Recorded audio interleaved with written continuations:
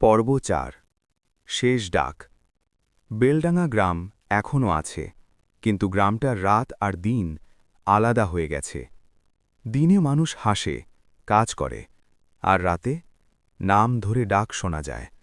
ঝিল্লি এখন আর কথা বলে না, সে শুধু রাতে বেরোয়।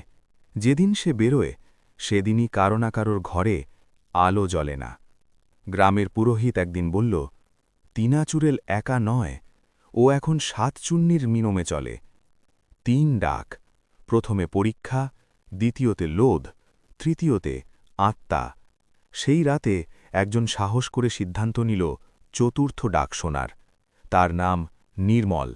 রাত ৩:১১। প্রথম ডাক এলো, নির্মল। সে চুপ। দ্বিতীয় ডাক, আমি বিপদে আছি। সে চোখ বন্ধ রাখল। তৃতীয় ডাক, আমি তোকে ভালোবাসি। নির্মলের শরীর কাঁপল, কিন্তু সে কিছু বলল না। হঠাৎ চতুর্থ ডাক। এই ডাক আগে কখনো কেউ শোনেনি। ডাকটা ঘরের ভেতর থেকে এলো, এবার আমরা এসেছি। আলো নিভে গেল। পরদিন সকাল। নির্মলের ঘর ফাঁকা নয়, সে আছে, কিন্তু আয়নায় তাকালে তার প্রতিবিম্ব নেই, আর তার পায়ের ছায়া হাঁটে উল্টো দিকে। ঝিল্লি সেদিন প্রথমবার হাসল। সে ফিসফিস করে বলল, শেষ ডাক কেউ এড়াতে পারে না, কারণ শেষ ডাক আর বাইরে থেকে আসে না।